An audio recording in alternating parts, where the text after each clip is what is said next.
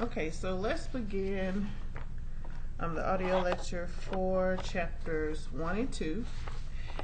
Now, there are a lot of slides, of course, between both of these chapters, but again, I'm only going to do just a really brief overview of each one.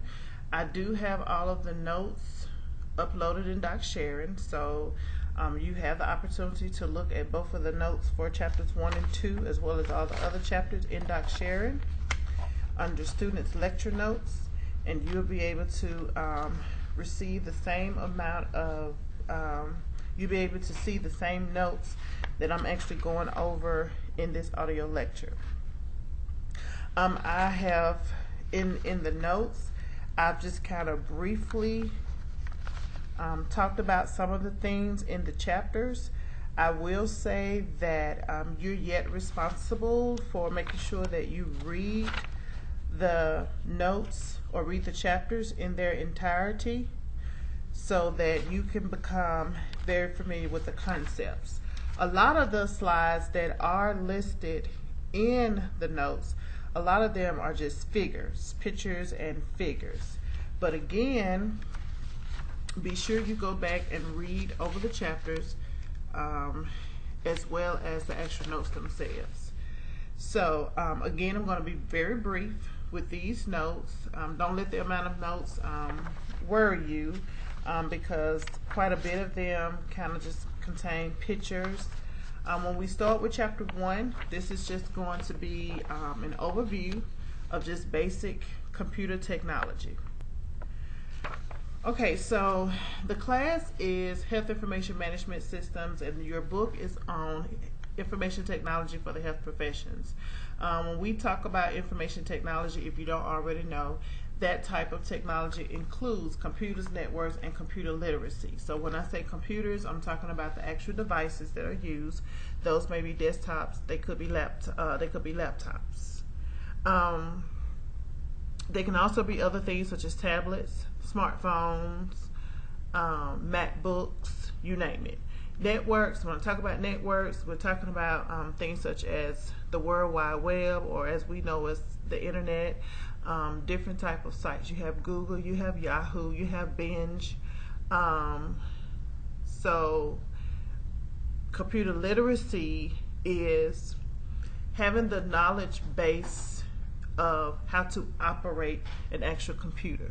So like, say for instance, if you need to save a document, cut, paste, print, opening up Excel and working in Excel, opening up PowerPoint and working in PowerPoint, opening up Microsoft Word, working in Microsoft Word, how to shut down a computer, how to restart a computer, how to change images on a computer, how to change dimensions on a computer. All of those things as far as the how-tos of a computer, that's part of what we call computer literacy. Now, computer literacy is, as I stated before, it's just having a basic knowledge of computer concepts, the ability to use computers to make tasks easier, and computers do make tasks easier, especially when you're having to type up a lot of information or having to retrieve data from a previous document or a previous setting. When you have a computer, it makes it so much easier. Having a computer makes it easier for you to surf on the website. If you need to use the internet or the World Wide Web, having a computer does that. It just makes it a lot more easier for you. A computer is an electronic device. It accepts information, we call that input, and then it releases information, we call that output. So when it's accepting data, that's input. When it's producing the information and sending the information back out, we call that output. A computer also has the capability of storing results. There's a slide in here, slide number 5, that is a picture. It is the figure 1.1. It's a picture of a desktop computer. Now, years ago, most desktop computers came with a tower, as what you see in this particular picture. It came with a keyboard that was usually attached by way of a cord, but you know you can buy keyboards cordless. Same thing with mouses. You can buy them with a cord, or you can buy them wireless as well. Now what happens with computers, you can actually buy computers now that has all of your, that like you see that tower to the right and has the DVD and all that kind of stuff. Now you can buy computers where everything's embedded into the monitor. You also have computers that are now classified as being touchscreen. So technology has really changed in that sense. So let's talk a little bit about computers in healthcare. It's especially crucial for allied health professionals to have a knowledge of how to operate computers and networks. Because as a medical professional, mainly what you're going to be doing, your job is going to consist of having to utilize computers. And if you don't have even the basic knowledge of how to use a computer, you're going to be in trouble, or you're going to have a difficult time completing your task. Supercomputers are the largest computers that are available. They're the ones that are most powerful. Usually these type of computers are used for like weather forecasting and simulations. So yes, when James Spans comes on the news and he's telling us about the weather and what's going to happen and blah blah blah, you know he uses what you call a supercomputer. He has a very powerful computer, does a whole lot of things because again, it's tracking weather, storm conditions. Mainframes usually used by larger institutions like business, hospitals, and universities.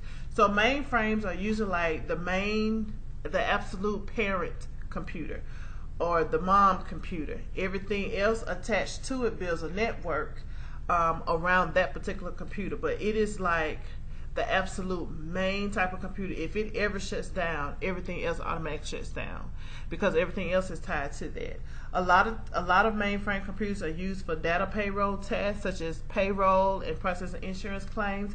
And you have to understand why. When you process an insurance claim, you process a payroll, those are very large activities that has a whole lot of data attached to it. You just think if you're working in a setting and you got 50 plus, 75 plus employees, that's a lot of employees to have to keep up with payroll, so you have to have a mainframe computer to take care of that task.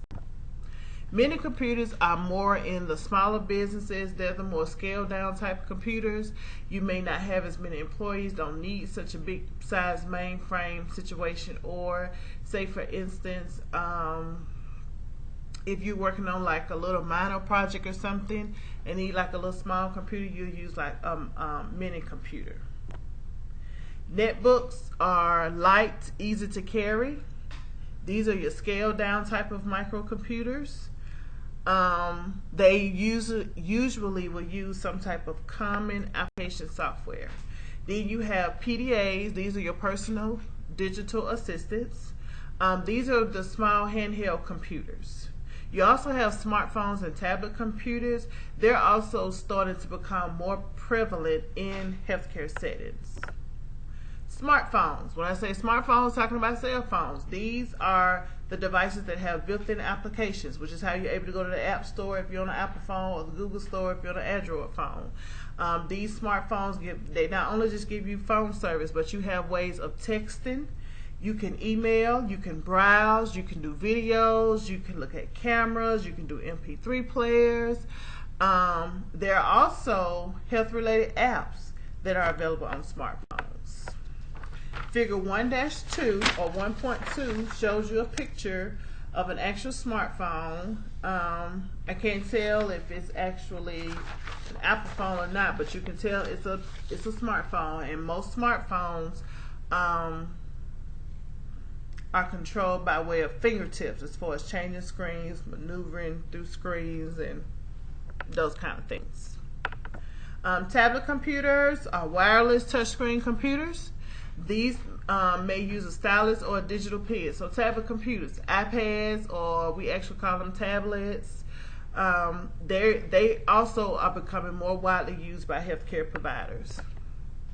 And so figure 1.3 shows you a picture of a tablet, or I say iPad, but you have some that are called iPads, some that are called tablet. Both of them uses the stylus pen for touchscreen mechanisms on the device. Embedded computers are those computers that actually have chips embedded into them. These are the computers that are used to regulate a heartbeat. So when I say that, I'm actually talking about the device such known as the pacemaker. Pacemakers inside of individuals are just like a embedded computer. It has a little chip inside of it, and what it does, it helps regulate heartbeat. And then, like, say for instance, for your cancer patients, they have what you call ports. Ports are little devices that can be used for them to dispense, you know, like if they need to be given medication, or if they need to dispense blood back, or something of that nature. Hardware. Hardware is all of the physical parts of the computer. Basically, your hardware are the parts of the computer that you can see. Those parts that you can't see, or the things that you can't see, that's classified as your software, but your hardware is all of the actual physical known parts. Input hardware. It includes all the devices that are used to digitize and input data into the computer. Okay, so when we talk about input hardware, look at figure 1.4. Those are things like storage devices, keyboards, or your input. Let me change that. So your input devices will be things like keyboards, mouses. Okay. Some other input devices would be microphones and cameras. Then you have some other input devices such as your scanning devices, such as your barcode reader. And barcode readers are used to scan product codes. You also have something called the Kurzweil scanner, and this is where text is input, voice reading the text output, voice reading the text out loud is the output for it. Okay, you have some other scanning devices such as the MICR, the OCR, the OMR, and the RFID. So make sure you go through your book and read about each one of those scanning devices and their characteristics.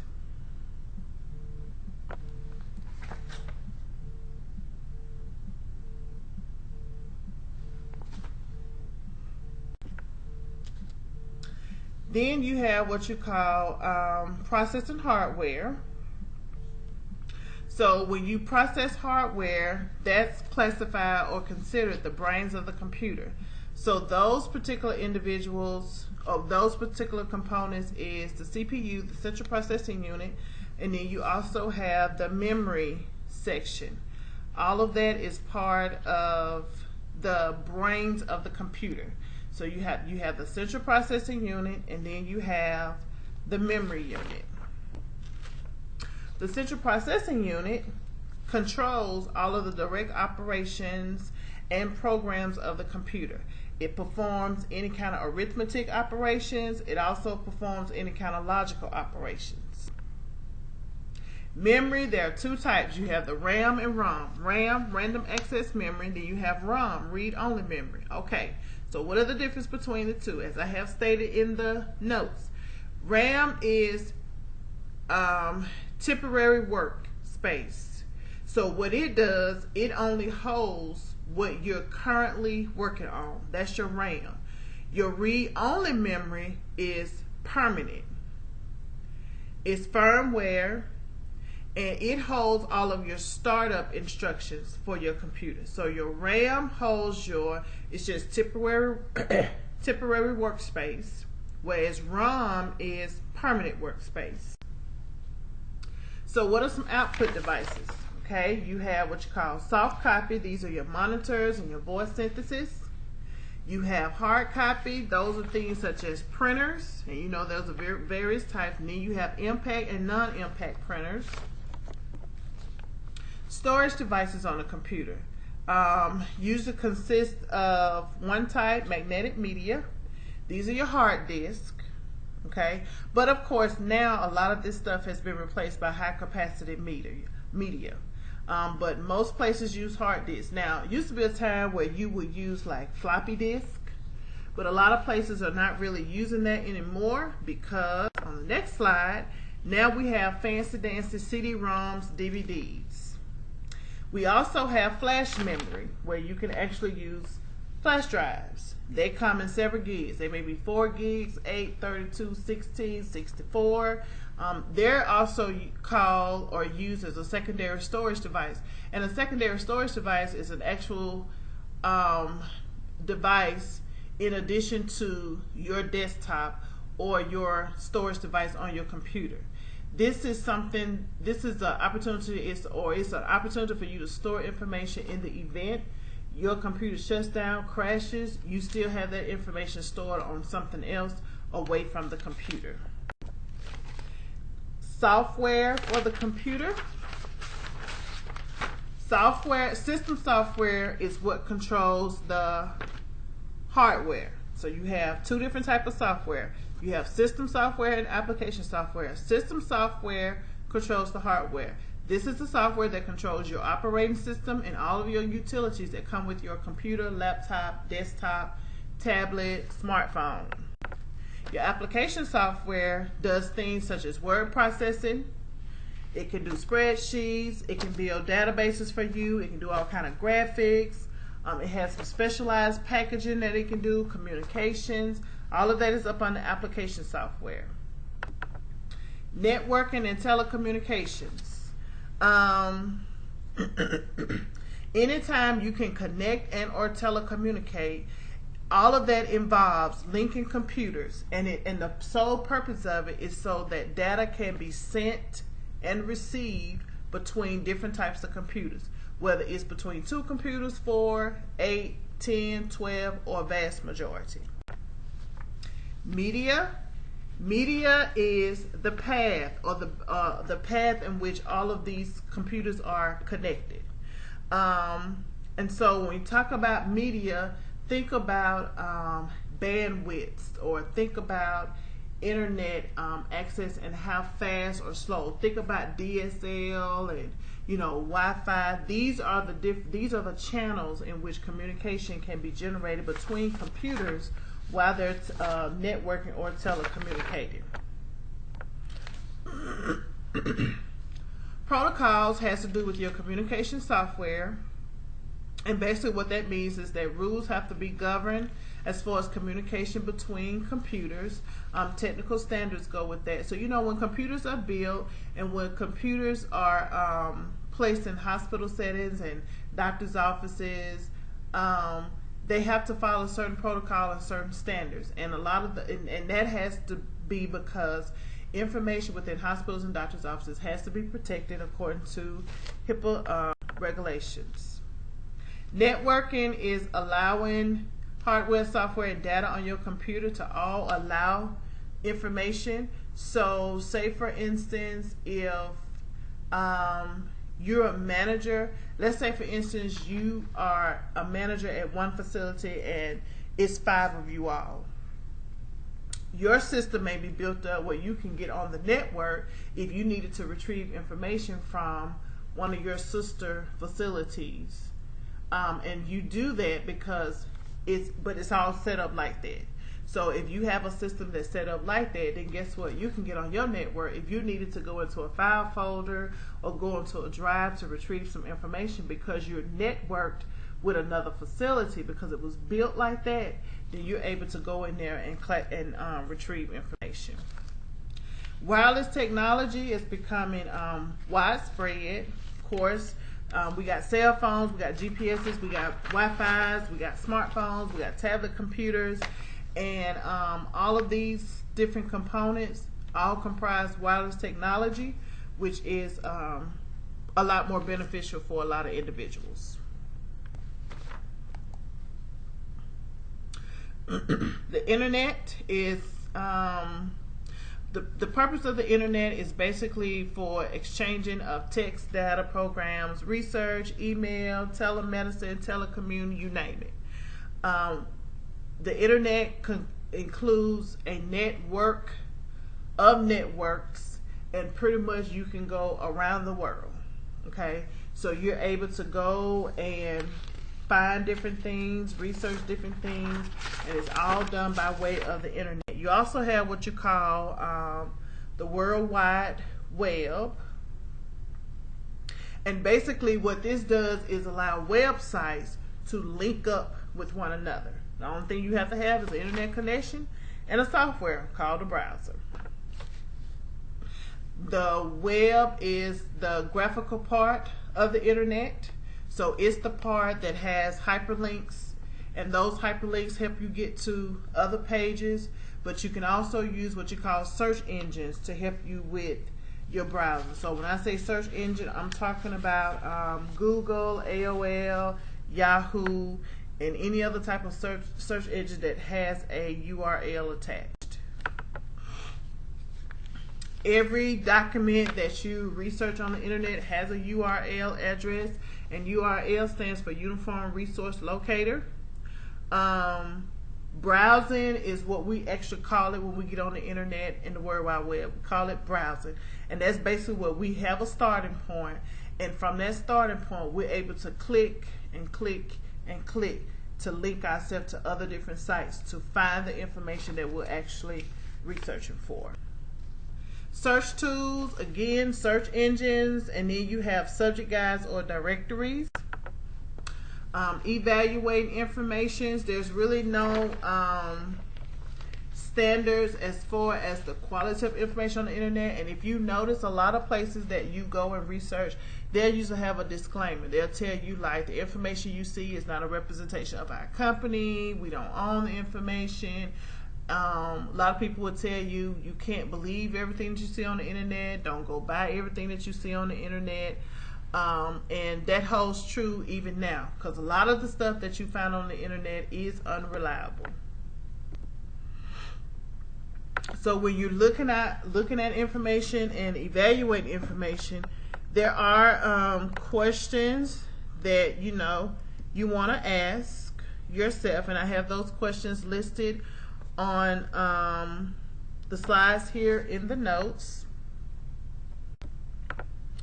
And one of the last things when you're doing research that's really most important is asking yourself, does the information make sense, and can that information be supported by other resources? Alright, so that's it for chapter 1. Move on into chapter 2. Chapter 2 is on medical informatics. Okay, so I start the chapter off by talking about exactly what informatics is, what medical informatics is.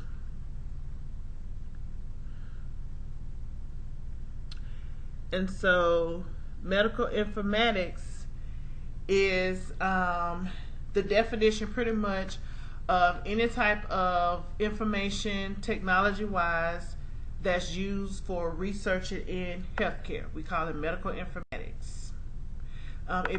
Improves or focuses on ways to improve diagnostic images and invasive surgeries.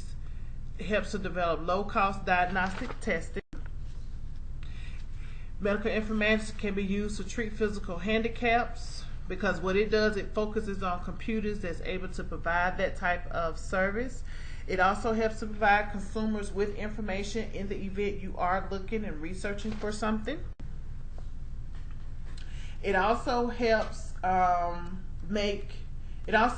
facilities to make decisions on support systems that they want to provide for their facility as part of medical informatics. Some subspecialties include bioinformatics, dental, nursing, and public health informatics. Make sure you go through the book and read about each one of those in its entirety. The ARRA, American Recovery and Reinvestment Act. This is the act that spent billions of dollars to help expand health information technology. Okay, so when I mention health information technology, it is the act that gave monetary incentives to Medicare and Medicaid doctors and to hospitals in order to get them to adopt what is now known today as EHR, electronic health records. Then you have the Office of the National Coordinator of Health Information Technology. It was established in 2004. Its mission is basically to provide leadership for implementation of health information technology. So basically what their job is to help improve quality and efficiency of healthcare, and also giving the abilities of consumers to help manage their care and their safety.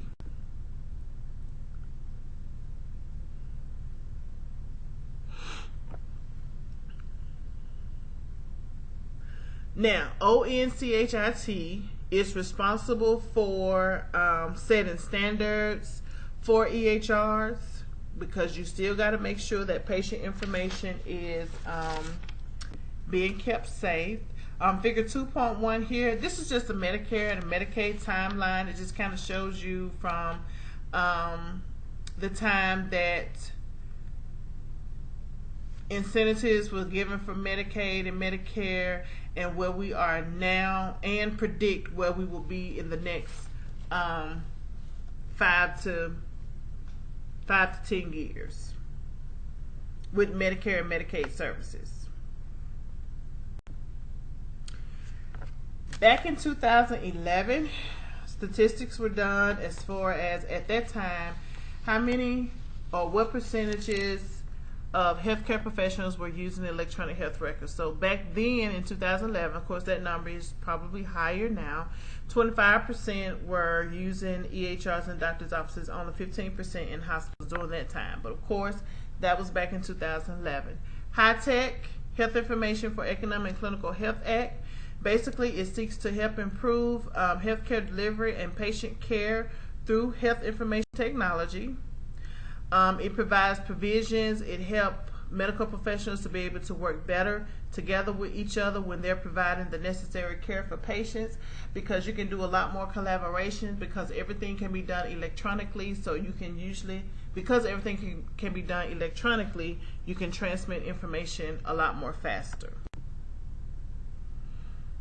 High-Tech also assures that the workforce is properly trained. When I say workforce, making sure medical professionals are properly trained on how to use EHRs.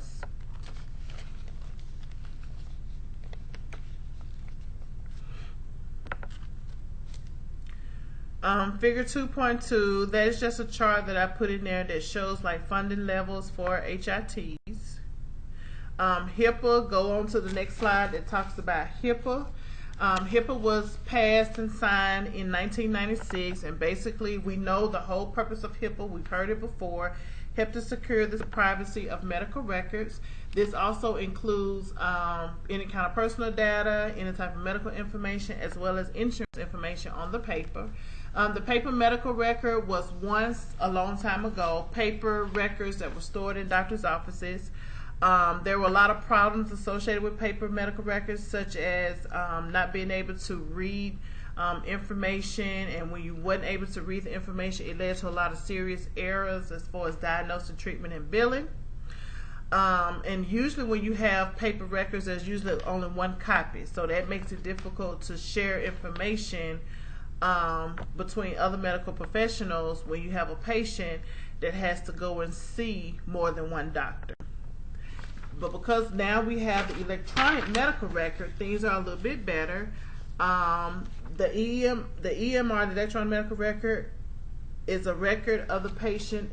They may be at one healthcare facility and it belongs to the facility, the record itself, but the information housed in the record actually belongs to the patient.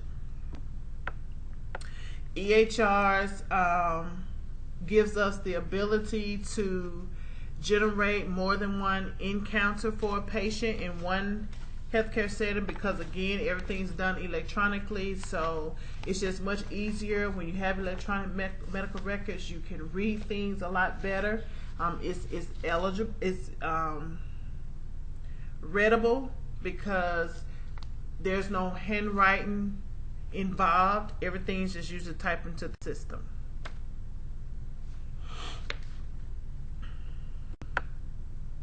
Figure 2.3 is a copy of what an electronic health record looks like on a computer screen. Okay, and this is one that comes from the Department of Veteran Affairs. The meaningful use of EHRs basically helps us to record any kind of information about the patient, whether it's demographics, vital signs, medications, allergies, you name it.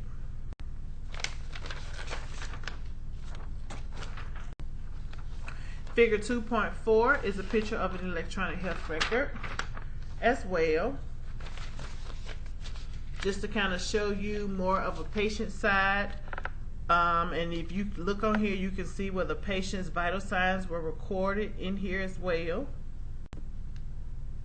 Figure 2.4b is a continuation of 2.4a. 2.4c is a continuation.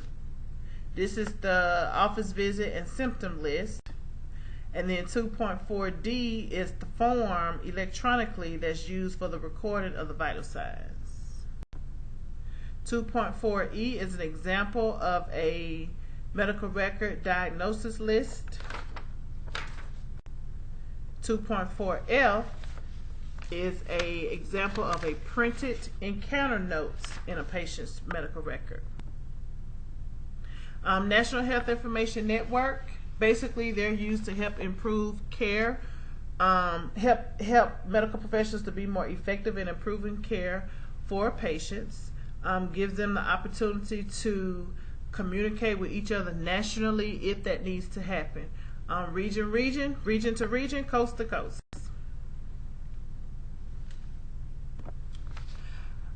Computer information systems in healthcare, information systems in hospitals and other healthcare facilities helps us to manage information. It also helps us to organize relevant information as well. You can receive full benefits of computer technology in healthcare systems because those systems are able to be linked to one another under the hospital information system. Same thing with a doctor's office. If it's set up like that and can be linked to each other, then that's certainly an option for the doctor's offices as well. 2.5 is just a picture that shows you have a physician sitting there and how she's able to look at two terminals at one time. One is the actual computer with the patient information, whereas the other side is the actual x-ray pictures, and you can look and what's in her hand. She has a PDA where she's actually dictating what she sees, and so she's able to look at patient history and what's been going on with the patient and look at the patient images and do her dictating all at once. And that comes by way of having a computer system that allows you to merge all of those pieces of technical components together. Hospital information systems consist of clinical, financial, laboratory, and nursing. Make sure you go through the book so that you can read about each one of those and the duties and the purposes that they serve within the hospital setting. You also have your pharmacy information systems, you have picture archiving systems, and you also have radiology information systems. So does computerization improve patient outcomes? It will if all providers were using EHRs. Now, at this point, you have a majority of providers using the electronic health records. You still have some smaller offices that still may be using paper charts. But having computerized systems can help to improve patient outcomes.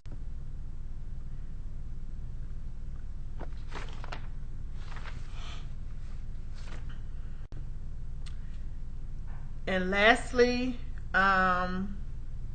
studies that do exist suggest that most successful systems are created with the participation of those who will use them. And actually what that means is this: a computer system is only as grand as you make it, and if you're willing to try it, if you're willing to use it, if you're willing to take out the time to be trained on it, it really can serve a great benefit for you. Okay? So that concludes a brief overview of chapters 1 through 2. I'm going to upload this audio under week 1, so you'll be able to go back later and listen to it. Again, I strongly encourage you to go and read your notes, your PowerPoint notes that's in Doc Sherry, and I also strongly encourage you to read your chapters in its entirety so that you can better understand all of the concepts that are presented in the notes. Thank you.